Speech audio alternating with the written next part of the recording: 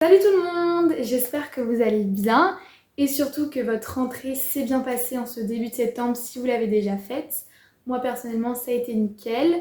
Aujourd'hui je vous retrouve pour vous faire la seconde partie de mon bien lecture de l'été. Donc si vous n'avez toujours pas vu la partie 1, je vous invite fortement à aller la voir, je vous la mettrai juste ici.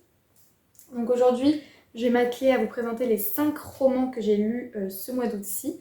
Donc j'espère que ça vous plaira et je vais commencer sans plus tarder pour pas perdre de temps. C'est parti! Je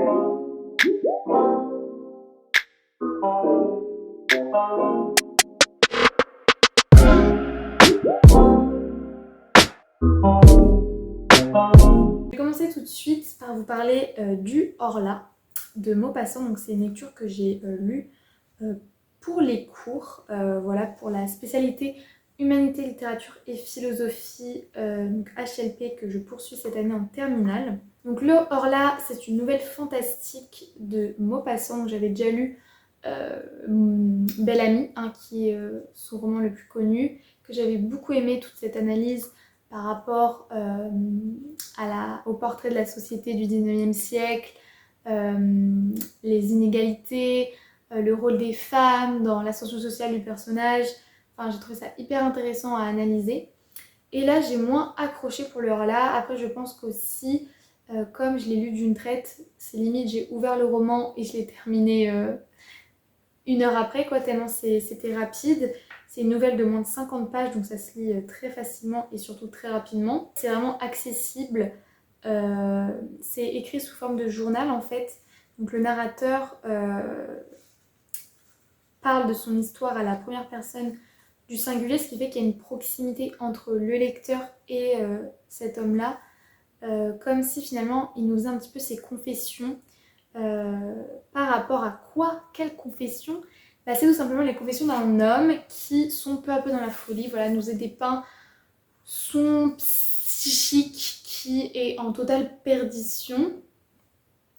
Effectivement, c'est un homme qui, au fur et à mesure, sombre peu à peu dans la folie. C'est qu'au début, il se sent un petit peu bizarre, il se sent mal, il ne se sent pas comme d'habitude. Mais au début, il s'inquiète pas plus que cela. Et petit à petit, il a l'impression en fait d'être épié, d'être suivi, comme d'être possédé par un autre. Et cet autre, on comprend bien, comme c'est une nouvelle fantastique, selon lui, c'est un fantôme, voilà, une entité surnaturelle qui en fait prend le dessus sur lui et le fait sombrer dans la folie et finalement le fait devenir totalement paranoïaque. Donc c'était intéressant quand même parce que moi ce que j'ai pu analyser, c'est que je me demande si finalement ici Maupassant ne s'est pas illustré lui-même à travers le portrait de cet homme en perdition, parce que à savoir que Maupassant, vers la fin de sa vie avant de mourir, avait une aversion totale pour la société et surtout est un petit peu mort fou. Voilà, il avait un peu perdu les pédales à la fin de sa vie. Donc ce que je me demande, c'est peut-être qu'il a potentiellement illustré sa propre condition à travers ce personnage. Je ne sais pas, ça peut être potentiellement une piste à approfondir. Mais voilà, ça m'a pas transcendé non plus, mais c'était quand même intéressant. Deuxième lecture que j'ai fait pour la HLP, cette fois-ci c'était une lecture obligatoire, donc W ou le souvenir d'enfance de Georges Perec. Donc Georges Perec, j'en avais déjà entendu parler, mais je n'avais jamais lu de ses œuvres. Et celle-ci était assez spéciale, je devrais dire. C'est que ça m'a mis du temps à rentrer dedans et à comprendre la psychologie du roman. C'est-à-dire que d'un côté, on a affaire à l'autobiographie de Georges Perec, et de l'autre, une utopie, mais au fil de la lecture, on comprend bien qu'il vire à la dystopie totale, sur cette cité W, qui en fait est retranscrite de l'imaginaire de Georges Perec quand il avait 12-13 ans. Voilà, c'est une histoire qu'il a inventée lui-même quand il était plus jeune. Alors apparemment, il y a une complémentarité entre les deux histoires, entre les deux aspects du roman, après laquelle, franchement, je ne saurais pas trop dire. C'est pour ça que j'ai hâte de l'étudier en cours pour potentiellement avoir des réponses sur cet aspect-là. Alors j'ai moins aimé l'autobiographie parce que j'ai trouvé ça moins intéressant. En fait, j'ai l'impression que l'écriture, ça m'a fait un peu penser à... Alors c'est pas du tout le même registre, mais dans le style d'écriture à Albert Camus, L'étranger, je sais pas si vous l'avez lu. mais c'est vraiment dénué de toute émotion. C'est vraiment en fait de la description de souvenirs à partir donc de photos, parce qu'on comprend bien, Georges Perec il le dit clairement, je n'ai pas de souvenirs d'enfance ou alors il en a très peu. Et en fait la description de photos, le fait d'observer, ça va potentiellement l'aider à se rappeler de son enfance, donc potentiellement tirer quelques souvenirs par-ci par-là de ce qu'il a en mémoire. Et en fait on a affaire à la description de photos, donc on a des anecdotes par-ci par-là. J'ai pas trouvé ça forcément intéressant ou utile. Que de l'autre côté, l'utopie-dystopie, j'ai trouvé ça beaucoup plus intéressant. Comme vous pouvez voir, j'ai pris pas mal de notes parce que je crois qu'il y avait pas mal de choses à en tirer. Pourquoi je dis utopie-dystopie, c'est qu'au premier abord, on a l'impression que tout va bien pour le meilleur des mondes dans cette cité et qu'en fait, petit à petit, c'est complètement l'opposé. Donc de quoi ça traite? On suit ici un homme qui va relater ce qu'il a pu observer sur le fonctionnement de cette cité W, qui se situe sur la Terre de Feu, hein, c'est appelé comme ça. C'est une cité qui place le sport au sommet, c'est-à-dire que le sport régit toute l'organisation, que ce soit politique, juridique, administratif, économique, même si ça c'est un peu moins abordé, de cette cité. Et ça permet de faire une hiérarchie en fait par rapport aux citoyens. Donc en fonction de leur appartenance à tel clan, tel groupe sportif, à leur réussite ou non sportive, ils peuvent potentiellement avoir des avantages ou des inconvénients. En fait, au début, on pense que tout le monde est au même stade, égalité des chances, ça favorise l'entraide parce que l'individualisme n'est pas exacerbé, au contraire, c'est la victoire collective qui prime. En fait, petit à petit, c'est complètement l'inverse, notamment le traitement des femmes. Je vais pas rentrer dans les détails parce que ça serait trop long, mais il y a un chapitre, je me suis dit, mais c'est quoi ça? C'est quoi? C'est sauvage! Vraiment, ça tournait à la barbarie complète. Ce qui est encore plus ironique, c'est qu'à la fin, on sent bien que le ton de l'auteur change et qu'il veut vraiment nous faire passer un message et qu'on voit bien que c'est une cité finalement despotique qui favorise qu'une certaine partie de la population et donc creuse les inégalités entre les citoyens. Il y a même dit vers la fin, alors je ne sais plus exactement où c'était, oui, il y a marqué « Il faut voir fonctionner cette machine énorme dont chaque rouage participe avec une efficacité implacable à l'anéantissement systématique des hommes. » Je pense que c'est assez clair. L'athlète W n'a guère de pouvoir sur sa vie. C'est qu'au premier abord, on pense que l'athlète, donc les sportifs, gèrent en fait, ils se gèrent, ils sont autonomes, mais en fait, ils sont victimes d'un système et ça, ils ne se rendent pas compte. Ou en tout cas, peut-être qu'ils s'en rendent compte, mais ils ne peuvent rien y faire parce que c'est le fonctionnement, ça se passe comme ça. Donc voilà, c'était très intéressant, même si au début, pareil, il faut vraiment se mettre dedans. Maintenant, on va passer aux 3 autres romans qui, cette fois-ci, sont pour mon plaisir personnel, on va dire. Donc, je vais commencer par vous parler du tome 2 de la saga des 7 sœurs. Donc, j'en avais déjà parlé dans la partie 1 avec le tome 1. Et donc, je vous avais dit que j'avais acheté le tome 2 et que j'allais le lire incessamment sous peu. Donc, c'est ce que j'ai fait. J'ai d'ailleurs terminé il y a quelques jours, là. Et par rapport au tome 1, je l'ai moins aimé. Mais je l'ai quand même bien aimé, hein. Ça n'a pas été une déception ou quoi, c'est juste que si je devais comparer, j'ai quand même préféré le tome 1 parce que je pense qu'il y avait justement cette découverte de cet univers des 7 sœurs, alors que là je savais un petit peu à quoi m'attendre, même si c'était pas la même sœur et c'était pas les mêmes pays qui étaient utilisés.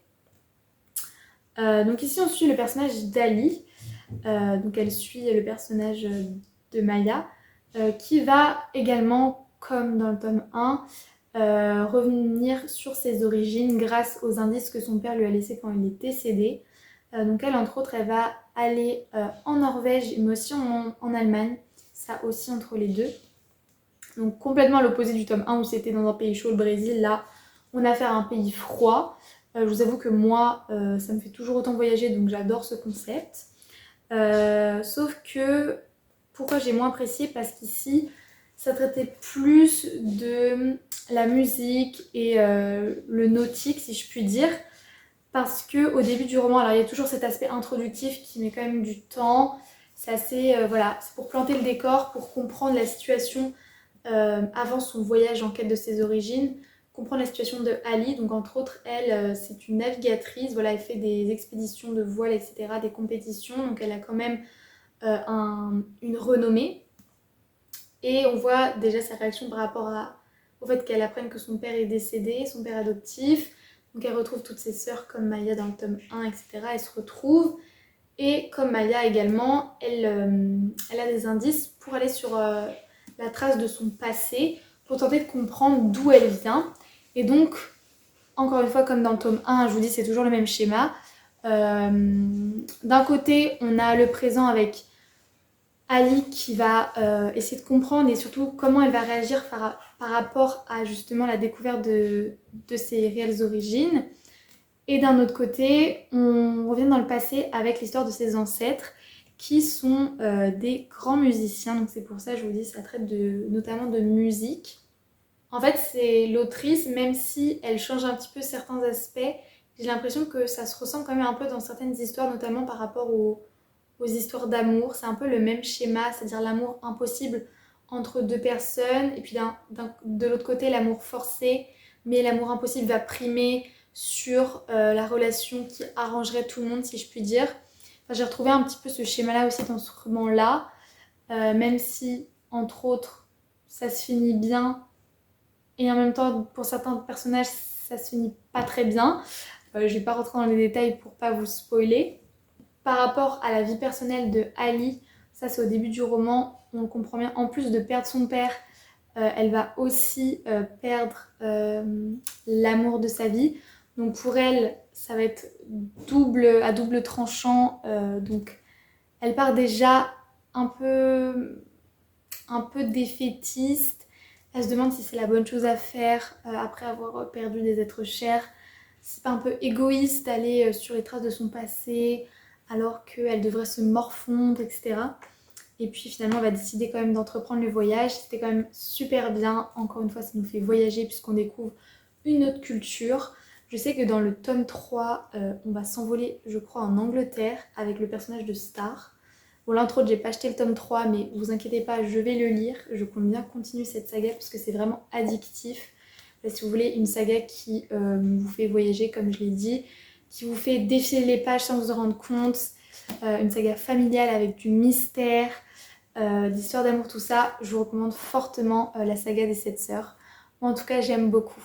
Un autre roman qui, à l'origine, je voulais le lire en anglais, mais je l'ai acheté en français parce que je l'ai lu en fait pendant mes vacances et je me suis dit que le lire en français, en fait, en une semaine, j'aurais le temps de le finir alors qu'en anglais, je mets un peu plus de temps. Donc c'est comme dans un roman d'été de Emily Henry, donc Beach Read en anglais. C'est une romance. Donc on suit ici le personnage de January qui en fait va emménager dans un chalet qui appartenait à son père au bord d'un lac, sauf que sa relation à son père, malgré qu'il soit mort, est assez chaotique parce qu'elle a appris que celui-ci trompait sa mère avec une autre femme et donc pour elle, qui avait un petit peu idéalisé l'amour de ses parents, etc., c'est la douche froide. Donc elle a une aversion totale pour son père, malgré qu'il soit mort, etc. Donc déjà, elle a beaucoup de mal à aller dans ce chalet où elle s'imagine vraiment des choses horribles parce que il vivait ici en fait avec sa maîtresse. Donc pour elle, c'est très compliqué, mais elle se doit de faire le ménage, quoi, puisqu'il est décédé. Elle va habiter chez son nouveau chez elle, dans une nouvelle ville. Et elle va rencontrer, ou re-rencontrer, si je puis dire, Augustus Everett, donc surnommé Gus, voilà, c'est plus court, c'est plus simple, qui en fait, au début, alors elle le reconnaît, mais lui non. Et en fait, ils se sont déjà vus, puisque c'était des collègues d'université. Donc ils ont tous les deux fait des études de lettres, ils sont tous les deux écrivains. Et ils avaient une petite compétition quand même, une petite compétition entre les deux à l'université. Et ils ne s'aimaient pas vraiment en fait. Enfin, en tout cas, c'est ce qu'ils pensaient l'un de l'autre, mais finalement c'était tout l'inverse, puisqu'ils s'appréciaient bien. Et donc voilà, ils vont se retrouver dans cette ville, et en fait ils habitent... Enfin, ils sont voisins, tout tout simplement. Ils vont se retrouver en fait dans la librairie du coin de la ville, puisqu'ils ont tous les deux vendu, ils ont tous les deux écrit des romans, ils sont écrivains, sauf qu'ils sont en pleine panne de lecture, enfin panne d'écriture plutôt. Il faut savoir qu'ils écrivent pas du tout le même style de roman, c'est-à-dire que January elle écrit de la comédie romantique et Gus lui il écrit plutôt du roman un peu plus sérieux, roman historique, tout ça. Et c'est vrai qu'il y a toujours une rivalité et un peu du dédain l'un par rapport à l'autre, c'est-à-dire qu'ils se dénigraient un petit peu. Lui il se moquait d'elle parce que la comédie romantique c'était que de l'idéalisation de la vie, que c'était pas comme ça. Enfin, lui c'était un peu le pessimiste, on va dire.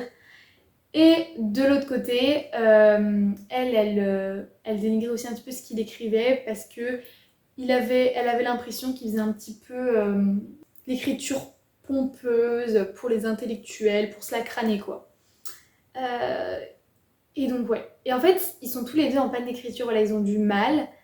Et ils vont se lancer un challenge pour un peu pimenter leur été et aussi leur relation, parce que petit à petit ils deviennent de plus en plus proches. C'est qu'ils vont écrire ce que l'un l'autre écrit de base. C'est-à-dire que January va devoir écrire un roman sérieux et Gus, l'inverse, une comédie romantique. Donc se challenger sur un style d'écriture qu'il ne maîtrise absolument pas finalement. Et le but, c'est celui qui finit son histoire en premier et qui arrive à la publier, qui a gagné. Sauf qu'il y a toute cette trame-là, mais de l'autre côté, il y a aussi leur relation qui va évoluer au fil du temps. Et évidemment, ils vont nouer des liens assez proches, voilà.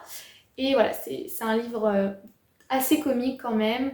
Il y a aussi toute une réflexion par rapport à l'amour, l'amour propre, etc. que j'ai trouvé très bien traité. J'ai vraiment aimé. Voilà, c'est une lecture d'été, hein, c'est pour ça que je l'ai lu cet été en vacances. C'est très agréable, c'est pas prise de tête, franchement, je conseille. Et pour finir, je vais vous parler d'un thriller. Alors je vous avais déjà parlé de cet auteur dans ma vidéo Mes livres préférés. Donc si ça vous intéresse, pareil, d'en savoir plus, je vous la mettrai juste ici. Nicolas Beuglet, Le Dernier Message. Donc c'est le premier tome d'une trilogie, puisqu'en fait la trilogie que je vous avais parlé, dont j'avais parlé, c'était avec l'inspectrice Sarah Geringen, et cette fois-ci c'est une nouvelle inspectrice qui nous est présentée, donc Grace Campbell, qui au début du roman on comprend bien un petit peu sombrée dans la police, c'est-à-dire qu'elle est un petit peu été mise de côté sur le banc de touche parce qu'elle s'est laissée un petit peu aller physiquement, et donc on estime qu'elle est plus professionnelle, qu'elle est plus apte à aller sur le terrain, etc.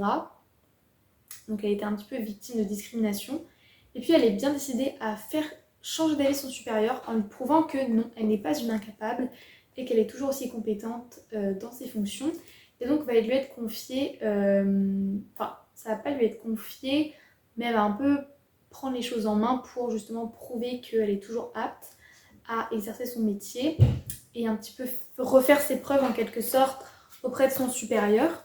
Donc il y a un meurtre qui a été commis dans un monastère, et donc elle s'y rend là-bas avec un homme qui s'appelle Anton.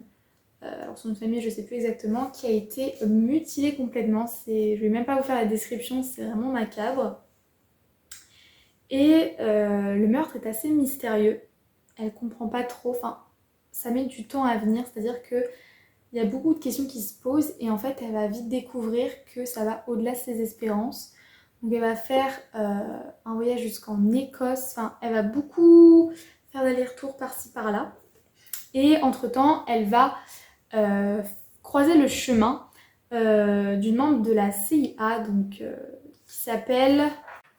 Je ne sais plus. Ma mémoire me joue des tours. Qui s'appelle Naïs.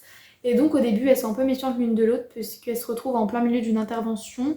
Donc elles se méfient, elles comprennent pas trop ce que chacune fait là. Et puis en fait petit à petit elles vont se rendre compte qu'elles travaillent sur le même dossier. Sauf que contrairement à Grace, Naïs, elle a beaucoup plus d'expérience sur ce dossier-là parce qu'en fait c'est une affaire qui remonte à longtemps et dans la CIA, donc aux États-Unis, ils cherchent les coupables en quelque sorte de cette organisation qui dépasse totalement les espérances de Grace, qui ne s'attendait pas à ce que ça aille aussi loin. Donc il y a toute une réflexion par rapport aux sciences aussi aux réseaux sociaux puisque ça traite donc, il y a un lien avec le meurtre de cet homme, mais aussi à l'univers. À chaque fois, Nicolas Beuglet, il fait beaucoup de recherches, ça j'aime beaucoup, parce que c'est vraiment profond. C'est-à-dire que c'est pas juste un polar, voilà, classique. C'est vraiment, il y a des recherches qui sont faites sur des sujets qui existent vraiment, quoi. Là, entre autres, c'est sur l'origine de l'univers, c'est aussi par rapport aux réseaux sociaux et, et à la chute, entre guillemets, aussi, ça parle de ça, du QI des gens au fil des générations à cause justement du téléphone. Donc il y a aussi un peu une mise en garde de la part de l'auteur. Et ouais, et elle va tenter de résoudre ce meurtre-là. Et d'un autre côté, elle doit aussi gérer, c'est pour ça que c'est assez mystérieux, parce qu'elle doit gérer aussi ses propres secrets, parce qu'on comprend bien, elle souhaite cacher quelque chose aussi, elle, de son côté. Le tome 2 qui s'intitule Le passager sans visage, il me semble, que je vais d'ailleurs lire aussi, va porter justement sur son secret à elle. À la fin du roman, donc ça ouvre sur la suite. En soi, j'ai bien aimé, mais je vous avoue que j'ai moins aimé que par exemple la trilogie avec Sarah Geringen. Parce qu'à certains moments, alors même si j'ai dit que des fois, voilà, c'était intéressant parce que c'était poussé loin, c'était des, vraiment des questions intéressantes. C'est vrai que des fois, c'était un petit peu irrationnel. Tu te dis, mais au bout de tant d'épreuves, elle arrive toujours à s'en sortir. Elle a, même si à ce moment-là, elle a un obstacle, elle arrive quand même à s'en dépêtrer. Enfin, des fois, ça paraît un peu insensé. Tu te dis, mais dans la vraie vie, c'est pas possible. Donc, c'est vrai que des fois, c'était pas très réaliste. Mais bon, c'est quand même sympa, ça se lit très rapidement. Moi, je sais que les polars, j'aime bien, donc je lis souvent ça d'une traite.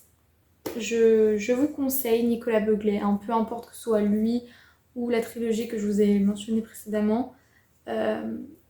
C'est pas mal, c'est addictif aussi, donc voilà. Après, j'ai mes petites préférences entre ces romans, mais souvent, je ne suis pas déçue.